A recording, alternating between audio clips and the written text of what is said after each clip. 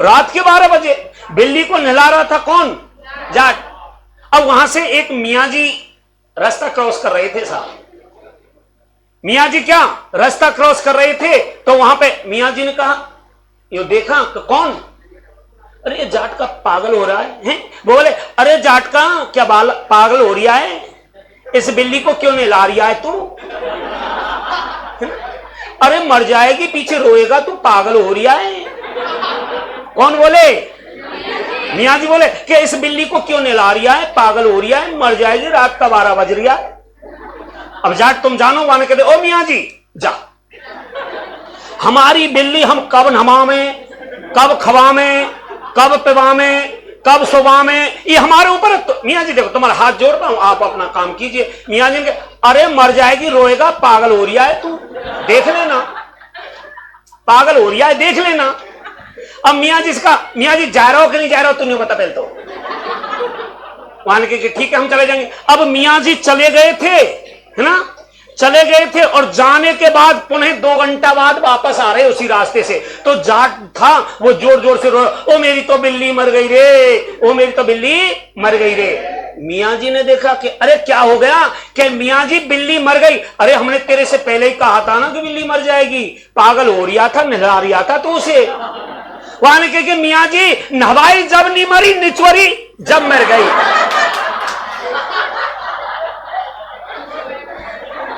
नवाई जब नहीं मरी, निचवरी जब मर गई। तो ऐसे नहीं, अपनी टेक नहीं समझो भैया, ये है ना। तो देखिए, इनको कहते हैं स्पर्शी व्यंजन। इनकी संख्या कितने हुई? 25। इनको कहते हैं अंतस व्यंजन, इनकी कितने हुई? 4। और इनको कहते हैं, इनकी कितने हुई? 4। अब देखिए साहब, लाली भैया ध्यान देना बड़े ध्यान से, इधर देखो आप। अब घोष वर्ण देखने हमें, क्या देखने? घोष वर्ण। ये कितने के? 11। पक्की सहमत हो सब चीज से? अब देखिए साहब, एक चीज कही कि व्यंजनों में, भैया व्यंजनों में प्रत्येक वर्ग का, ध्यान देना अच्छी तरह से, व्यंजनों में प्रत्येक वर्ग का तीसरा, चौथा, पांचवा, इधर देखिए साहब, तीसरा, चौथा, पांचवा जो वर्ण होते हैं ना लाली भैया, ये भी क्या होते हैं? घोष। देखते जाना आप अच्छी तरह से, ये भी क्या होते हैं? घोष। कोई दिक्कत? इनको भी घोष वर्ण कहते हैं। तो देखो, ये कितने? 11 प्लस ये कितने है, क्या गिनो? अरे 1 2 3 और 5 तिया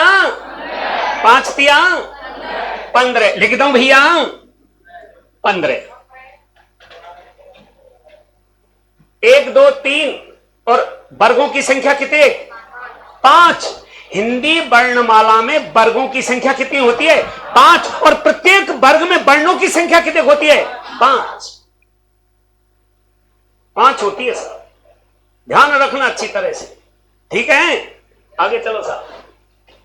तो 15 क्या हो गए? स्पर्शी व्यंजन। ध्यान देना घोष वर्णों की संख्या कितनी है, बड़े ध्यान से, ठीक है भैया।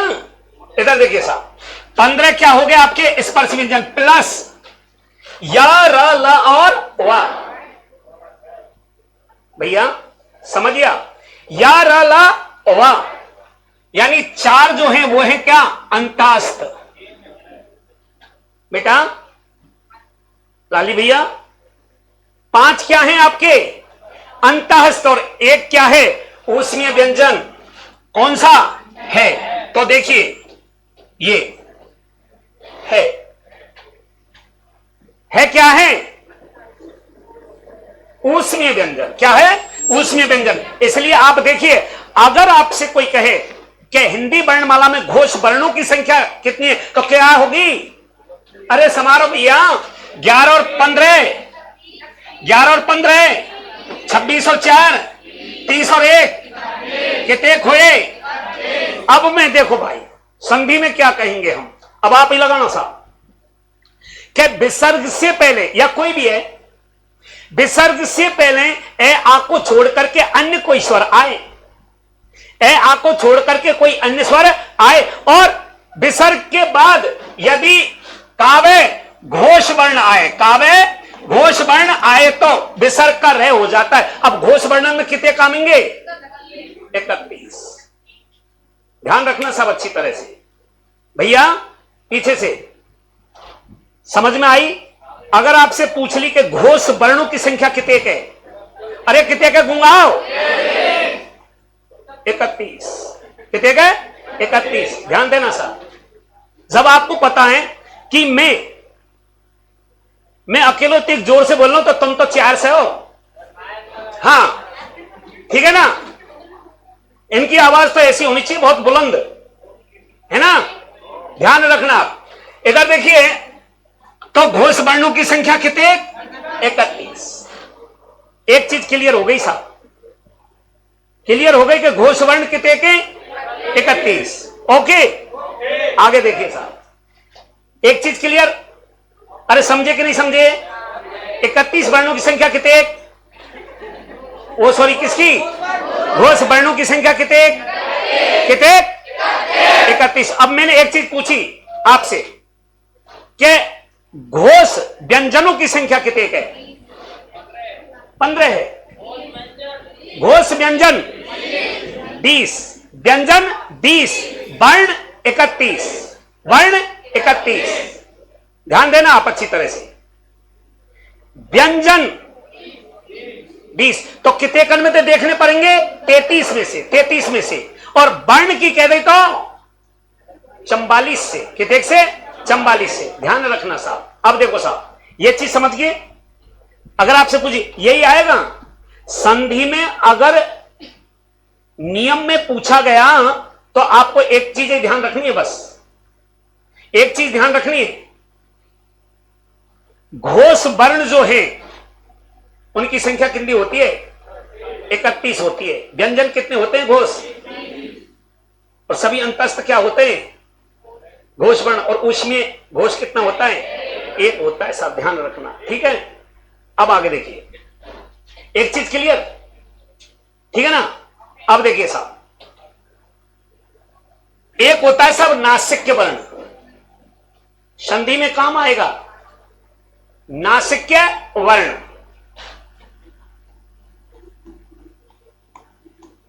नासिक्य वर्ण। भैया ध्यान देना आप अच्छी तरह से,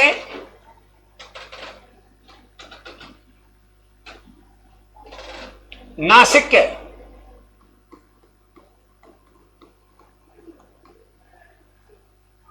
एक चीज देखना आप, नासिक्य का मतलब कैसे के? नासिक्य वर्ण नाकते बोले जाए, नाकते बोल दोगे, नाक बंद करके हैं बोल दोगे, हैं कच्ची नहीं बोले, नाक बंद करके दो, वैसे ये बोला ये कच्छ बोल सकेगा नहीं। लेकिन देखो इनको अनुनासिक का, अनुनासिक यानी वे वर्ण जिनका उच्चारण नाक और मुंह, यानी प्राण वायु नाक और मुंह दोनों से बाहर निकलती हो, ऐसे नहीं, समझिए। तो प्रत्येक वर्ग का, वर्गों की संख्या कितनी है? अरे वर्गों की संख्या कितनी है? 5। ध्यान रखना सब अच्छी तरह से, इसे अपन कवर्ग कहते हैं, इसे या से, और ये वर्गों की संख्या कितने? कितने? 5। और वर्गों में वर्णों की संख्या प्रत्येक वर्ग में 5, 5, 5, 5, 5 पचम 25।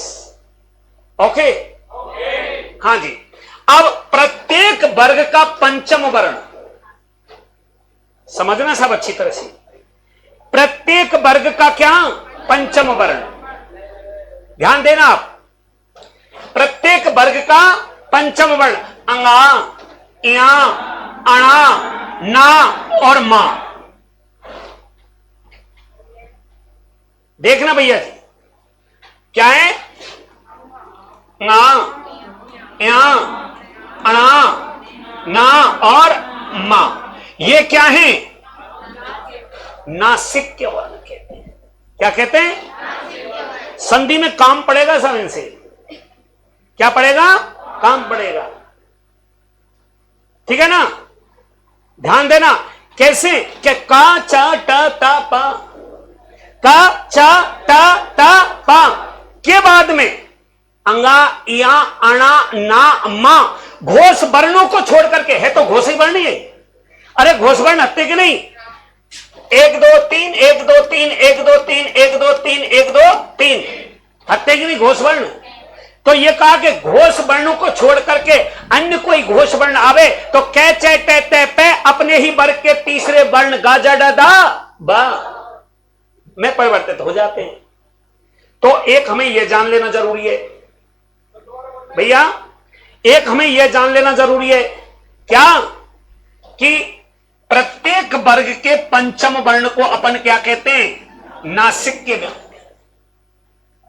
प्रत्येक वर्ग के पंचम वर्ण को, लाली भैया, प्रत्येक वर्ग के पंचम वर्ण को हम क्या कहते हैं? नासिक के व्यंजन कहते हैं। दो चीज सीखे, अरे दो चीज सीखे कि नहीं? नंबर 1 क्या? घोष वर्ण। कहा भैया? घोष वर्णों की संख्या कितने? 31। घोष व्यंजनों की संख्या कितने? 20। ओके, ध्यान रखना सब अच्छी तरह से। ये चीज सीखी। अब एक चीज देखना भैया, ध्यान इधर। तो इनको अंतस्थ कहते हैं और इन्हें क्या कहते हैं? ऊष्मीय। ऊष्मीय कहते हैं। इस चीज का आपको ध्यान रखना है, बस ये जान लेना आप अच्छी तरह से। संधि पढ़ने से पहले बहुत सी जगह क्या होता है, सबसे पहले गुरुजी लेके क्या संधि पढ़ाते हैं सब। जब नॉलेज ये नहीं होती है कि घोष वर्ण क्या है, अल्प प्राण क्या है, महाप्राण क्या है, अंतस्थ व्यंजन किसे कहते हैं, ऊष्मीय व्यंजन किसे कहते हैं। अब मान के चलो गुरुजी ने सबसे पहले यही नियम लिखा दिया साहब कि कै चे टे ते पे के बाद में कोई घोष वर्ण आए। अब हमको पता ही नहीं घोष वर्ण का है तो कैसे कर पाएंगे? हम नहीं कर पाएंगे। जब आपको पता है कि घोष वर्णों की संख्या कितनी है? 31। इन 31 में से कच्छुई आए तो जो परिवर्तन रूप होता है वो पीछे पता चलता है। ठीक है ना? बस ये चीज जान लेना आपको। जब तक अपन संधि पढ़ाएंगे, ध्यान रखना साहब, जब तक हम क्या पढ़ाएंगे? संधि पढ़ाएंगे। केवल आपको वर्ण विचार की ये 2 चीज याद रखनी है, 2-3 चीज। कोई दिक्कत? पक्की बात है, संधि गलत नहीं जाएगी आपकी, बशर्ते आपको यह चीज याद रही तो। और संधि के नियम भी आपके बहुत कम हो जाएंगे। बहुत सी जगह 40 नियम, 50 नियम, पता नहीं कितने नियम, लेकिन आप निश्चित है इन नियमों, इन चीजों को आप समझ जाओगे तो आपके क्या नियम भी सॉल्व हो जाएंगे। और आप नहीं समझोगे तो प्रत्येक वर्ण का एक नियम बन रहा है, बनाते जाइए साहब, क्या दिक्कत है ना? अब देखिए साहब, बैक चलते हैं साहब हम। हाँ जी, संधि के बारे में बताया था कि प्रथम शब्द की, द्वितीय शब्द की के मिलने पर क्या हुए? उस विकार को क्या कहते हैं? वो परिवर्तन ही क्या कहलाता है? क्या कहलाता है? कोई दिक्कत नहीं होनी चाहिए। आगे देखिए साहब, चलें, देखिए साहब,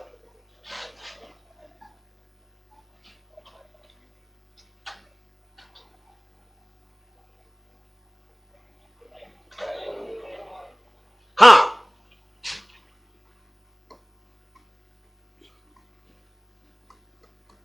संधि के भेद समझना सब अच्छी तरह से। संधि के भेद यहीं से समझना आप अच्छी तरह से। संधि के 3 भेद होते हैं।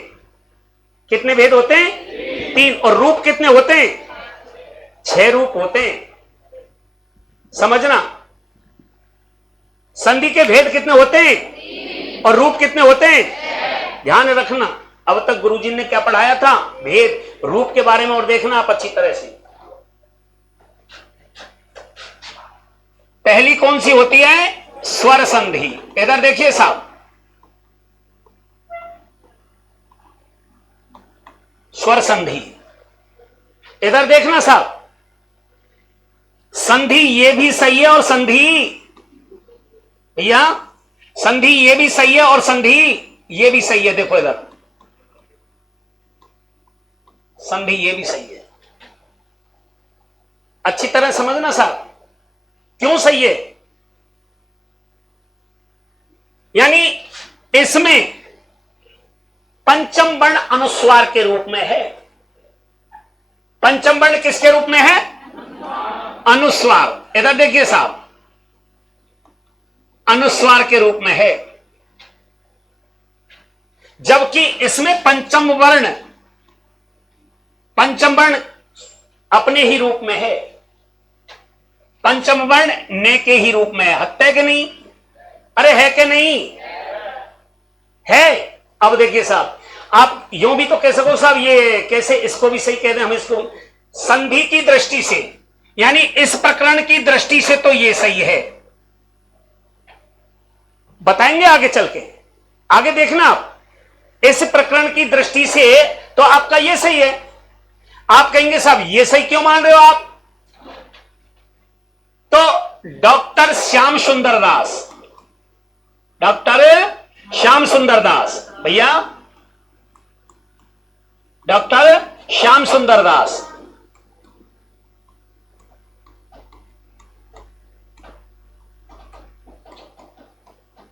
श्याम सुंदर दास, अच्छी तरह देखना भैया, अच्छी तरह से। डॉक्टर श्याम सुंदर दास ने सन 1935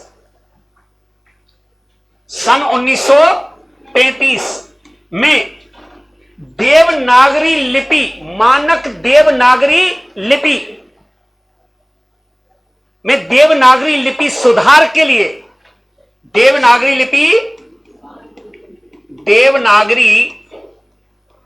लिपि सुधार हेतु यह कहा कि पंचम वर्ण के स्थान पर, पंचमों वर्ण के स्थान पर, भैया पंचम वर्ण के स्थान पर हम अनुस्वार का क्या कर सकते हैं?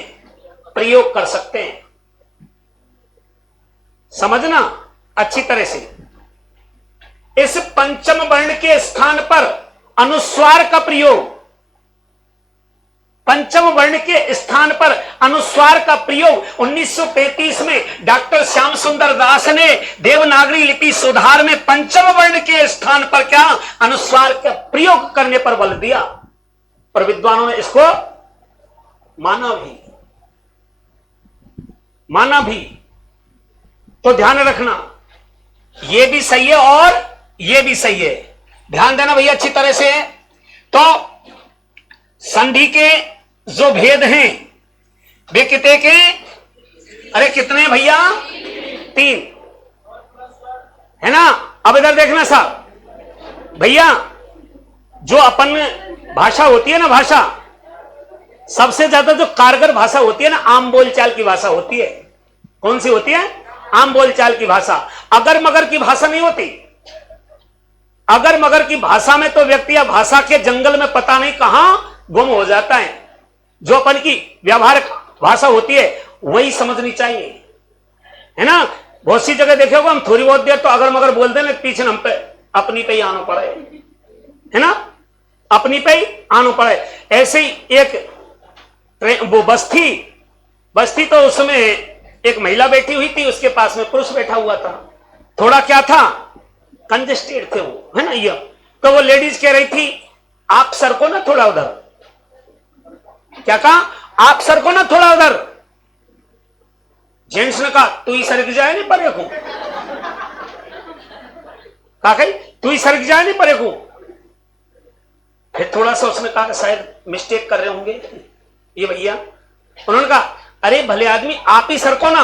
एकदम गुस्सा आ गया भाई साहब को, तू ही सरके ना। मान के बड़े बदतमीज हो। लेडीज ने कहा बड़े बदतमीज हो। कि बोले क्यों, ऐसे कैसे कह रही है कि हम तो आपको आप कह रहे हैं और आप तू कहते हो, ये तू है क्या? मान के तू तेरे आप को बाप है।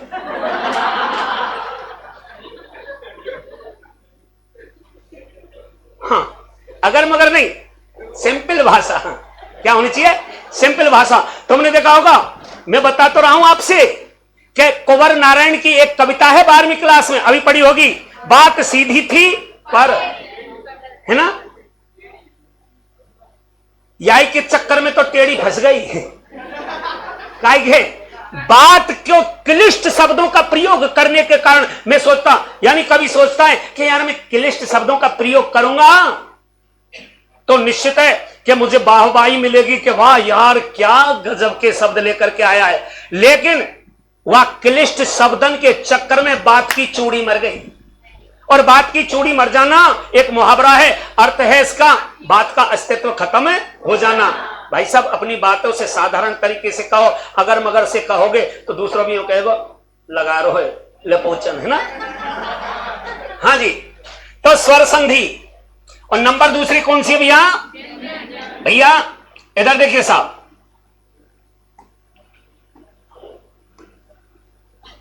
व्यंजन संधि। व्यंजन संधि, व्यंजन संधि। आगे देखिए, और तीसरी है कौन सी? विसर्ग संधि। विसर्ग संधि भैया ध्यान देना अच्छी तरह से। नंबर 1 स्वर संधि, नंबर 2 व्यंजन संधि, और नंबर तीसरी कौन सी? भेद कितने और रूप कितने? कितने के रूप में? ओके, देखिए साहब, रूप स्वर संधि का जो रूप है स्वर प्लस स्वर, स्वर प्लस स्वर। अब ध्यान इधर, प्रथम शब्द की अंतिम ध्वनि, अरे गूंगा बोलो, प्रथम शब्द की अंतिम ध्वनि, द्वितीय शब्द की प्रथम ध्वनि, तो स्वर के बाद का आवेगा, और स्वरों का क्या होगा? स्वरों का क्या होगा? स्वर में क्या पैदा होगा? विकार से क्या कहेंगे? परिवर्तन, और वो परिवर्तन ही क्या कहलाता है? स्वर संधि कहलाता है। क्या कहलाता है? स्वर संधि। ध्यान देना बेटा अच्छी तरह से भैया, ये है। तो इसका जो रूप है भैया, इसका जो रूप है स्वर प्लस स्वर। जब तक हम स्वर संधि पढ़ेंगे, क्या पढ़ेंगे? स्वर संधि पढ़ेंगे। प्रथम शब्द की ध्वनि क्या आवेगी? स्वर। द्वितीय शब्द की प्रथम ध्वनि क्या आवेगी? और जब स्वरण में मेल होगा तो वहां पर कौन मान जाएगी? तो स्वर संधि का रूप क्या है? एक, स्वर प्लस स्वर। ओके भैया, आगे देख। दूसरी है साहब व्यंजन संधि। कौन सी? और व्यंजन संधि के रूप कितने होते हैं? 3। कितने होते हैं? ध्यान देना अच्छी तरह से, एक एक नस नस खोल देंगे संधि की, है ना, ध्यान रखना। हाँ जी, व्यंजन संधि और व्यंजन संधि के रूप कितने होते हैं? कितने होते हैं? 3।